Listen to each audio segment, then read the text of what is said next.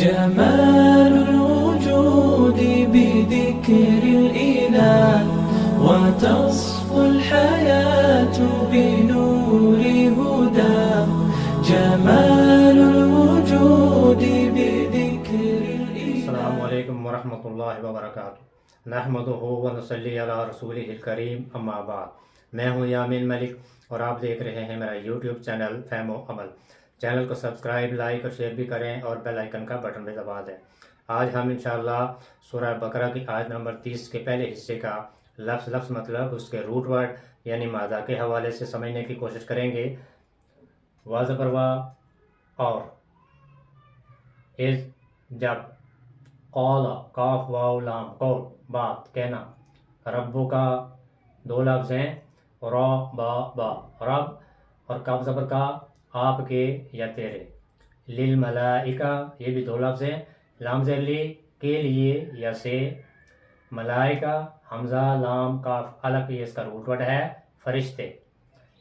انی یہ بھی دو لفظ ہیں، انا بے شک، اور کسی لفظ کے آخر میں یا کے نیچے اگر زیر ہو تو اس کا مطلب ہوتا ہے میں یا میری.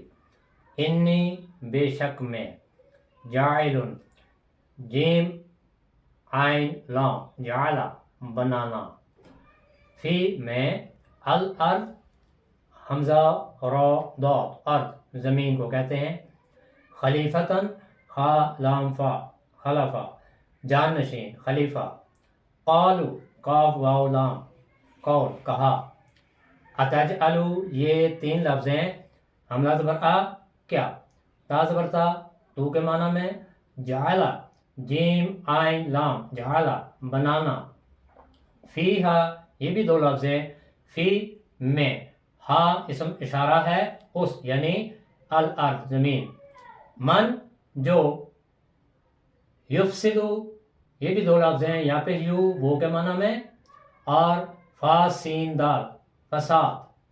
فیہا یہ بھی دو لفظ ہیں، فی میں، ہا اسم اشارہ ہے اس میں، وا زبر وا اور، یسفکو یا پہ یو وہ کے معنی میں، سین فا کا صفا کا بہانا، الدماء دال میم واو دم خون.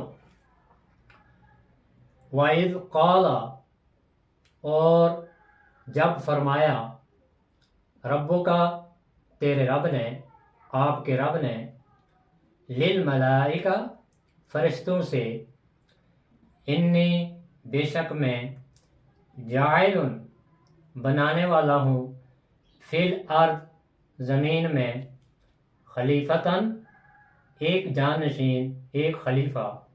قالو تو فرشتوں نے کہا، اتجعلو کیا تو بنائے گا، فیہا اس میں یعنی زمین میں، من وہ جو، یفسدو وہ فساد کرے گا، فیہا اس میں یعنی اس زمین میں، وَيُسْفِكُ اور وہ بہائے گا، وَيُسْفِكُ وہ بہائے گا، الدماء خون.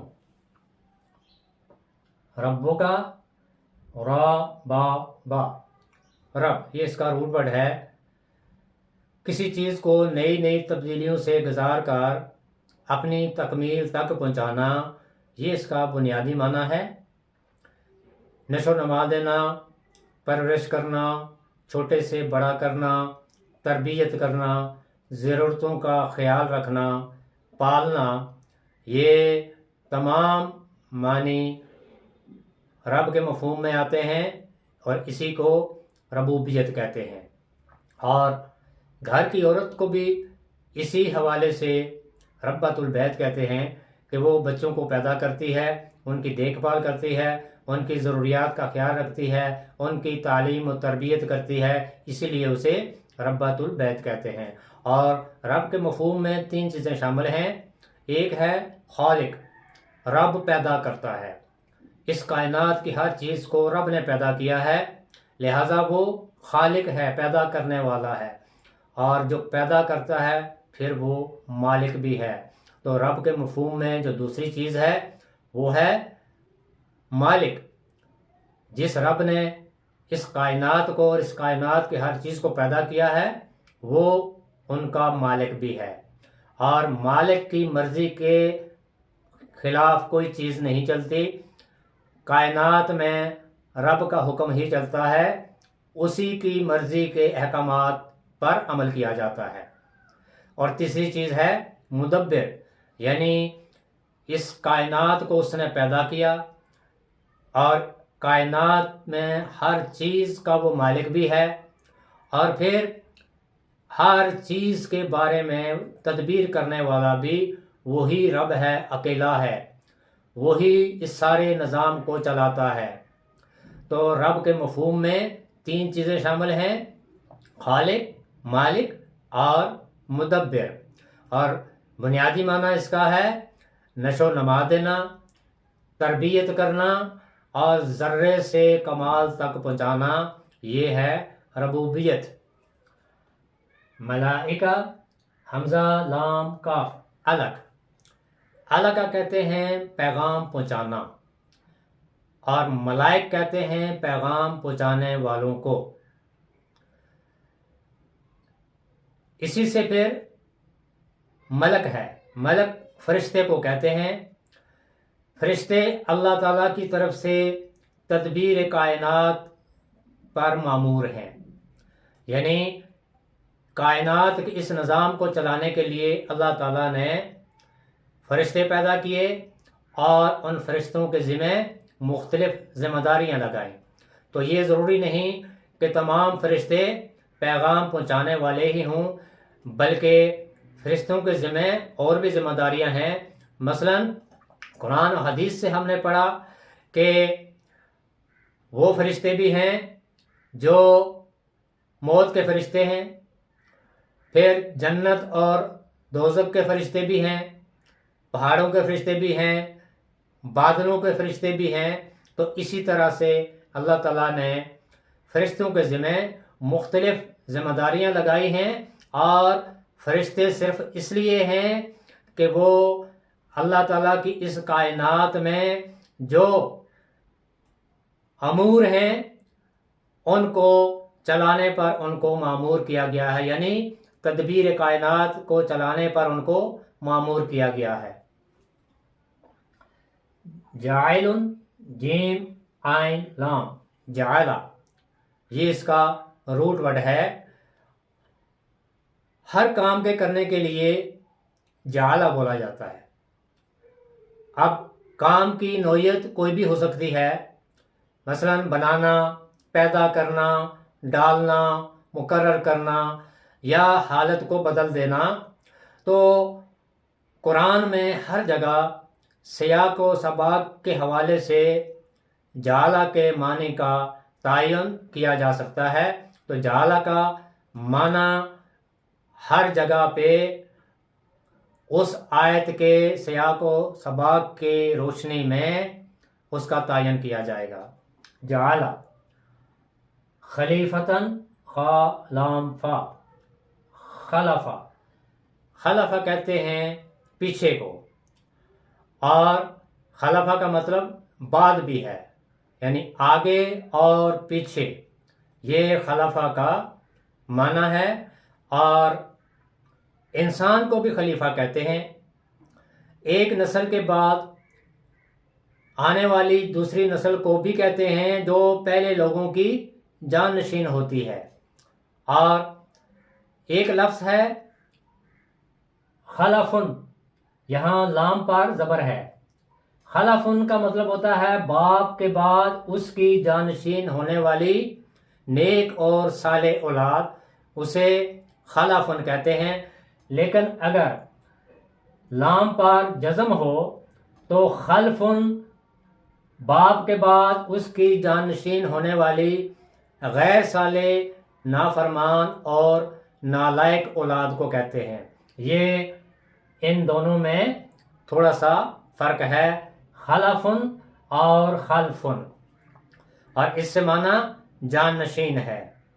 تو خلیفہ وہ ہوتا ہے جو کسی کی غیر موجودگی میں ہو چاہے وہ زندہ ہو یا مر چکا ہو اسے جانشین کہا جاتا ہے۔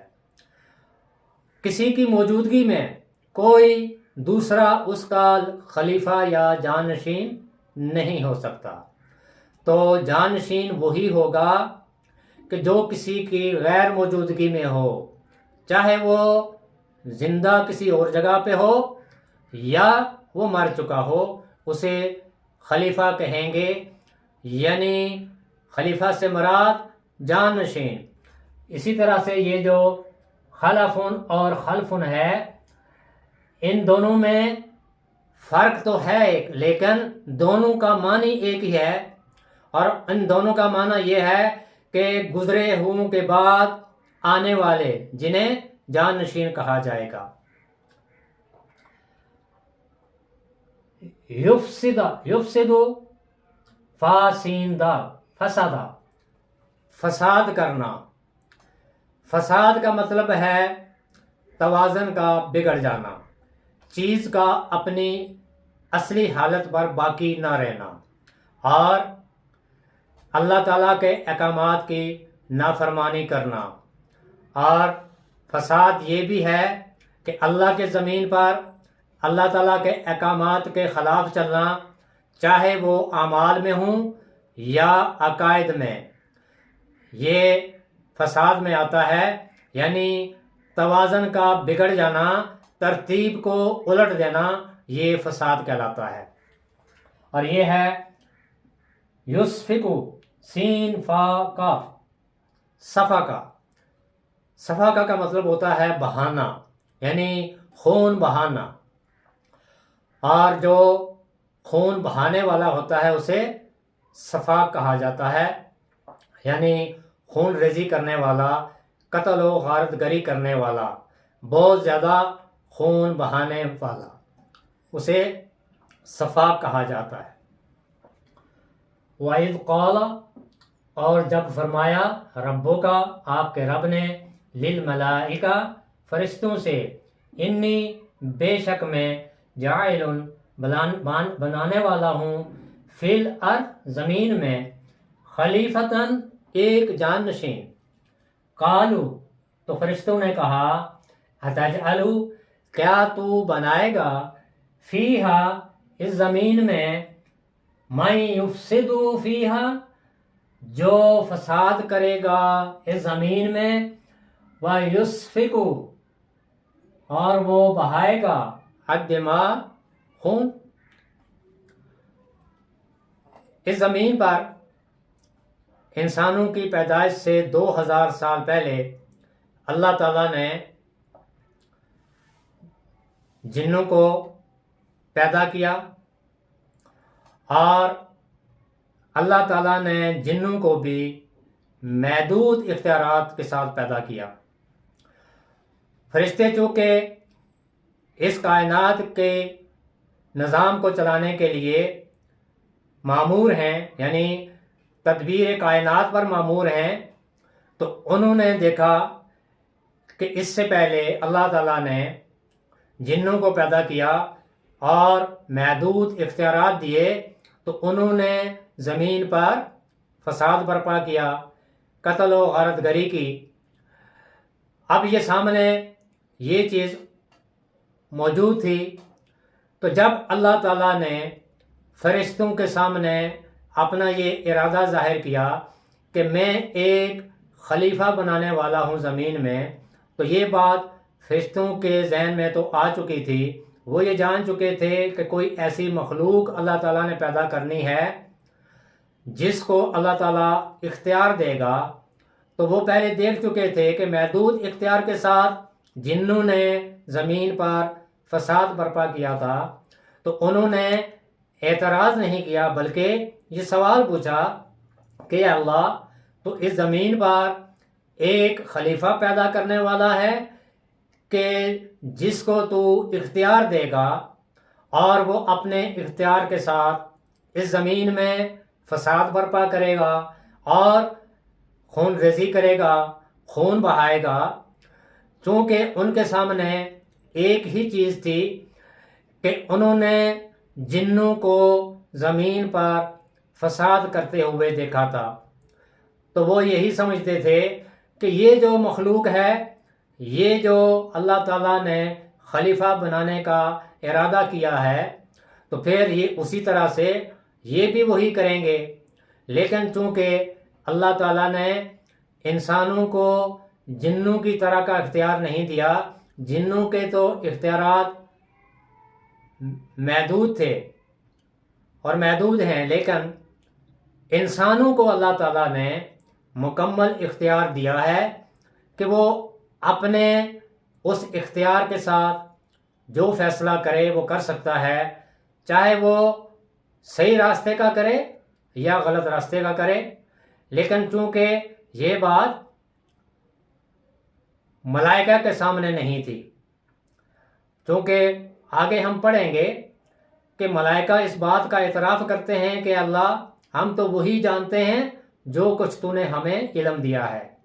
تو چونکہ ہر فرشتے کی اپنی اپنی ذمہ داری ہے، تو فرشتوں کو ان کے سامنے جب اللہ تعالیٰ نے اپنا یہ ارادہ رکھا کہ میں زمین میں ایک خلیفہ پیدا کرنے والا ہوں، ایک خلیفہ بنانے والا ہوں، ایک جان نشین بنانے والا ہوں، تو پھر انہوں نے اعتراض نہیں کیا، بلکہ اللہ سے یہ سوال پوچھا کہ اے اللہ، کیا تو ایک ایسی مخلوق پیدا کرنے والا ہے، ایک ایسا خلیفہ بنانے والا ہے کہ جو زمین میں فساد بھی کرے گا، تیری نافرمانی بھی کرے گا، اور قتل اور غارت گری بھی کرے گا، خون بھی بہائے گا؟ کہ اللہ تو ایک ایسی مخلوق پیدا کرنے والا ہے۔ تو یہ آیت کا پہلا حصہ تھا۔ انشاءاللہ اپنے دوسرے سبق میں آیت کے باقی حصہ آپ کے سامنے رکھوں گا، اور اس کا لفظ لفظ مطلب پڑھ کر ہم انشاءاللہ جو پوری آیت کا مفہوم ہے اس کو سمجھنے کی کوشش کریں گے۔ اللہ تعالیٰ مجھے بھی اور آپ کو بھی قرآن سیکھنے، سکھانے اور اس پر عمل کرنے کی توفیق عطا فرمائے۔ سبحانک اللہم و بحمدک، نشہد ان لا الہ الا انت، نستغفرک و نتوب الیک۔ السلام علیکم ورحمۃ اللہ وبرکاتہ۔